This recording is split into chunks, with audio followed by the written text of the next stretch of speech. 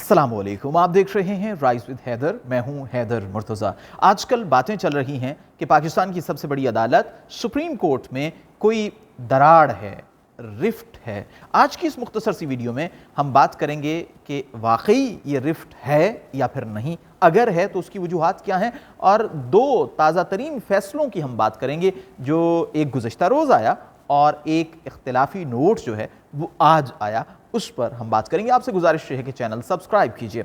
सबसे पहले हम बात करते हैं गुज़श्ता रोज़ जो फैसला आया सुप्रीम कोर्ट के सीनियर तरीन जज after chief justice of Pakistan mister justice काजी फायज़ ईसा की जानिब से, और उनके इस ऑर्डर से, इस हुक्मनामे से इत्तेफाक किया जस्टिस अमीनुद्दीन खान ने।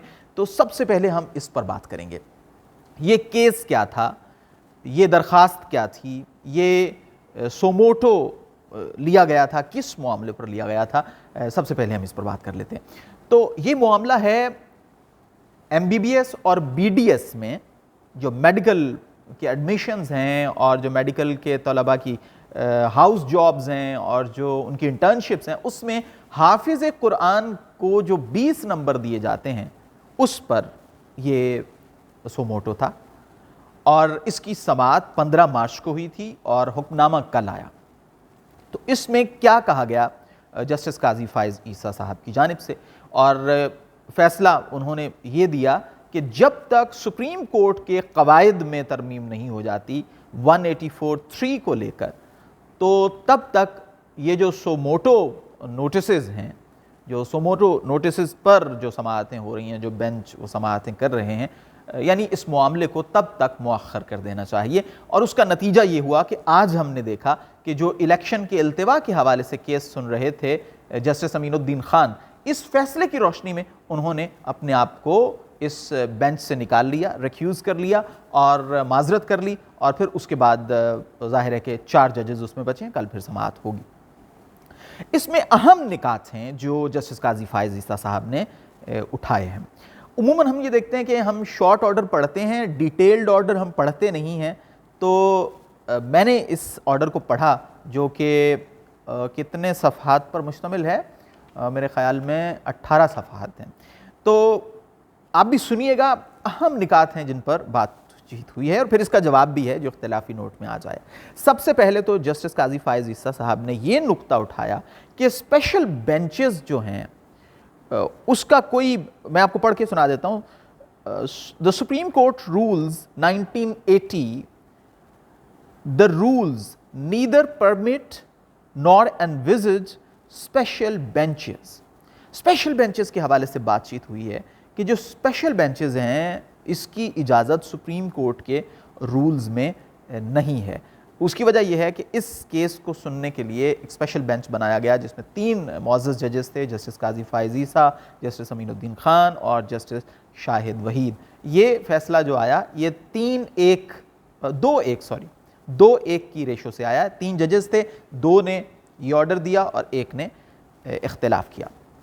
अब सबसे पहली बात कि जो स्पेशल बेंच है उसकी इजाज़त नहीं है, ये कहा है जस्टिस काजी फायज़ ईसा ने, और उनसे इत्तेफाक किया जस्टिस अमीनुद्दीन खान ने।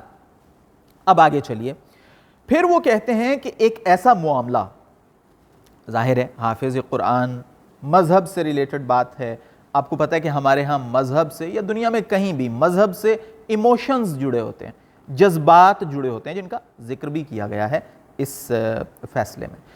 तो उनका ये कहना है कि the question arises Y wouldn't an existing regular bench hear the case? The record does not disclose the reason for the constitution of this special bench, nor do we know.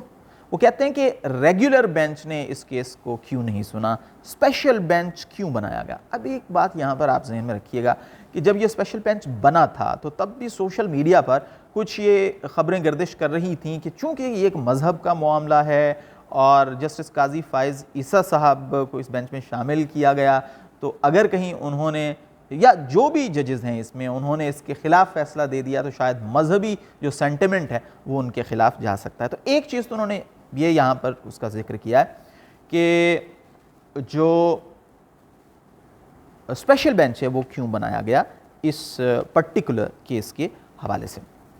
پھر انہوں نے ان سوالوں کا ذکر کیا کہ جو اس کیس میں پوچھے گئے، مثال کے طور پر کہ جی جو حافظ قرآن ہے کیا وہ ایک بیٹر ڈاکٹر ہو سکتا ہے، کیوں اس کو نمبر ملنے چاہیے. پھر ایک سوال یہ ہے کہ جی حفظ قرآن جو ہے وہ اللہ کی رضا کے لیے ہے یا پھر ایسے نمبر لینے کے لیے یا جو مادی فوائد ہیں وہ لینے کے لیے. تو یہ سوال یہاں پر اٹھائے گئے. اچھا ایک انٹرسٹنگ بات میں آپ کو بتاؤں، یہ سوال ہیں جن کا جسٹس صاحب نے اس میں ذکر کیا ہے. انفارچونیٹلی ہمارے میڈیا نے اسے چلا دیا فیصلہ کہ جی یہ فیصلہ ہے. یہ جسٹس قاضی فائز عیسیٰ کے سوال نہیں ہیں، یہ آتھر جج کے سوال نہیں ہیں، بلکہ انہوں نے ذکر کیا کہ یہ سوال سامنے رکھے گئے. ٹھیک ہے. اب اس کے بعد جسٹس صاحب یہ کہتے ہیں کہ یہ جو اسپیشل بینچ بنایا گیا اور اسپیسیفک ججز اس میں شامل کیے گئے، یہ جو ہے معاملہ اس طرح نہیں ہونا چاہیے، کیونکہ جو ٹرانسپیرنسی ہے وہ اس میں کمپرومائز ہو جاتی ہے. اس کے ساتھ ساتھ انہوں نے یہ کہا کہ first in first out basis پر جو کیسز ہیں وہ لگنے چاہیے. پھر انہوں نے حوالہ دیا کہ جو انصاف ہے وہ صرف ہونا نہیں چاہیے بلکہ ہوتا نظر بھی آنا چاہیے. یہ بڑا مشہور کوٹ ہے جس پر بات بھی کی جاتی. پھر انہوں نے کہا کہ ٹرسٹ جو ہے، اعتماد، وہ چیز ہے کہ جس پر پورا جو نظام انصاف ہے اس کی عمارت اس پر تعمیر ہے، اس پر کھڑی ہے اور اس بنیاد پر قائم ہے. اس بات کا انہوں نے ذکر کیا. اچھا پھر انہوں نے ذکر کیا ہے جناب کہ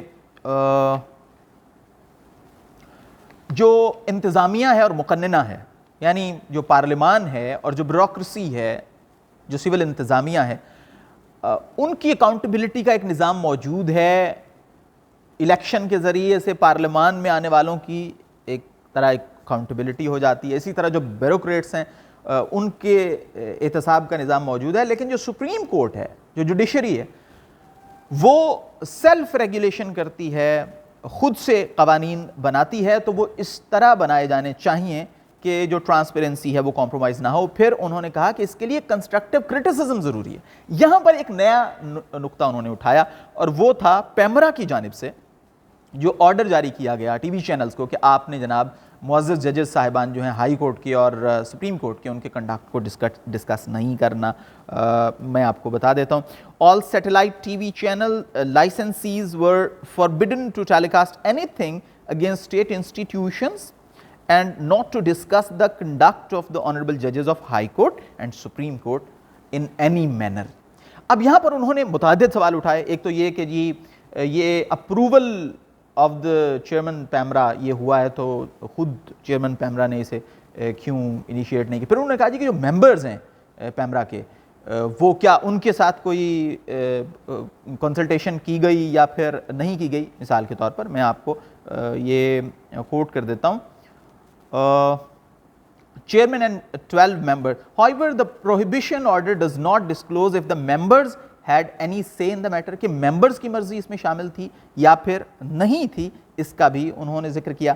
پھر انہوں نے کہا کہ یہ جو prohibition order ہے جو پیمرا کی جانب سے دیا گیا ہے، یہ سپریم کورٹ اور ہائی کورٹ کے ججز کے بارے میں تو ہے، لیکن لوور جوڈیشری جو سیشن ججز ہیں، جو سول ججز ہیں، جو زیادہ کیسز سنتے ہیں اور ان کو زیادہ خطرات بھی ہوتے ہیں، ان کے حوالے سے کیوں نہیں ذکر کیا کہ ان کے بارے میں کرٹیسزم جو ہے وہ نہیں کیا جا سکتا. تو اس لحاظ سے پیمرا کے کو بھی تنقید کا نشانہ اس میں بنایا اور یہ کہا کہ پیمرا کا کام تو فری فلو آف انفارمیشن ہے، لیکن جو اقدام اس نے اٹھایا ہے وہ اس طرح ہے کہ جیسے وہ free flow of the information کو، معلومات کی ترسیل کو روکنے جا رہا ہے، اس میں رکاوٹ قائم کر رہا ہے. تو اس حوالے سے بات ہوئی ہے. پھر انہوں نے کچھ اسلامک ریفرنسز بھی دیے. مثال کے طور پر انہوں نے کہا کہ نبی کریم صلی اللہ علیہ وسلم نے فرمایا ہے کہ دا ہائیسٹ فارم آف جہاد is to speak up against an oppressor, کہ ایک جابر حکمران کے سامنے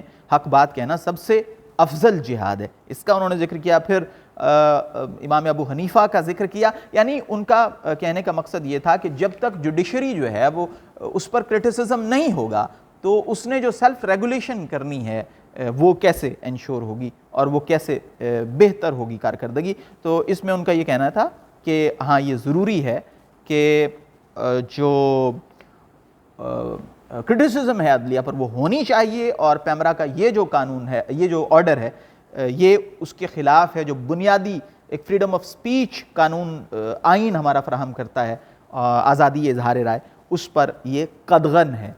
ان خیالات کا اظہار بھی ہوا اس میں، یہ ریفرنسز بھی اس آرڈر میں شامل ہیں۔ پھر آرٹیکل 184(3) یہ اس پر بہت بحث ہے، آپ کو پتہ ہے کہ ابھی ایک بل بھی آ گیا ہے اور وہ سینٹ سے بھی اپروو ہو گیا، قومی اسمبلی بھی، وہ بیسیکلی اسی سے متعلق ہے، 184(3) آف دا کانسٹیٹیوشن۔ جسٹس قاضی فائز عیسیٰ نے اس کی تفصیل بھی بتائی ہے کہ اس کی جو ہے وہ 3 شکلیں ہو سکتی ہیں، یا کہہ سکتے ہیں کہ 3 کیٹیگریز ہو سکتی ہیں۔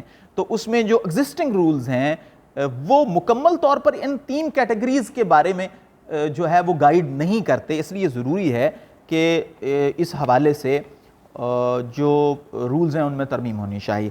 پھر انہوں نے کہا کہ جو معزز چیف جسٹس ہیں، میں آپ کو پڑھ کے سناتا ہوں انہوں نے کیا کہا کہ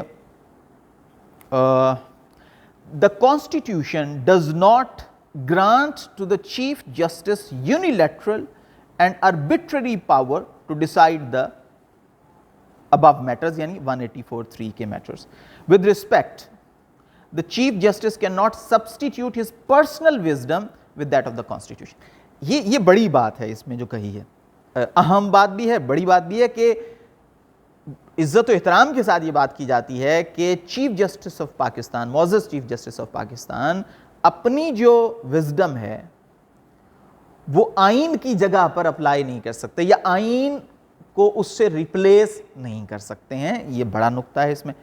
تو اس کے نتیجے میں انہوں نے کیا کہا، the interest of citizens therefore will be best served to postpone the hearing of the case and of all the other cases under Article 184(3) of the Constitution till the matters noted herein above are first attended to by making requisite rules in terms of Article 191 of the Constitution.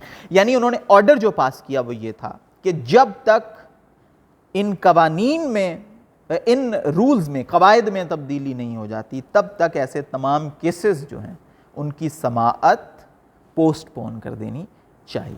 یہی وجہ تھی کہ آج justice امین الدین خان نے وہ جو 5 رکنی bench تھا جو خیبر پختونخوا اور پنجاب میں الیکشن کے التوا کے کیس کو سن رہا تھا، اس میں سے انہوں نے اپنے آپ کو علیحدہ کر لیا ہے۔ تو یہ تو تھا وہ آرڈر جو کل پاس ہوا ہے۔ اب اس میں ایک معزز جج صاحب نے اختلاف کیا ہے۔ کیا اختلاف کیا ہے؟ As the points raised and discussed in the order were not the subject matter of the case, I disagree and will record separate dissenting note. یعنی یہ جو پوائنٹس بتائے جسٹس قاضی فائز عیسیٰ نے اور ان کے فیلو جج نے، جسٹس امین الدین خان نے ان سے اتفاق کیا، اس سے جسٹس شاہد جو ہیں انہوں نے اس سے اختلاف کیا ہے۔ اب انہوں نے اختلافی فیصلے میں کیا کہا یہ بڑا اہم ہے۔ یہ پوائنٹ تو آپ نے سن لیے، اگلی ویڈیو میں جو اس کے بعد میں اپلوڈ کر رہا ہوں اس میں ہم اس آرڈر کی بات کریں گے جو جسٹس شاہد نے، جسٹس شاہد وحید نے، فاضل جج نے جن ان تمام نکات کے کیوں ان سے اختلاف کیا انہوں نے اس کا ذکر کیا، بہت اہم ہے۔ آپ سے گزارش کرتا ہوں کہ چینل سبسکرائب بھی کیجئے، لائک بھی کیجئے ویڈیو، اور اگر آپ فیس بک پر ہیں تو فیس بک پیج فالو کیجئے، اگر ٹک ٹاک پر ہیں تو بھی مجھے فالو کیجئے۔ اور اگلی ویڈیو میں آپ کو بتانے جا رہا ہوں کہ جسٹس شاہد وحید نے کس بنیاد پر اس آرڈر سے اختلاف کیا۔ اگلی ویڈیو میں آپ سے پھر ملاقات ہوتی ہے۔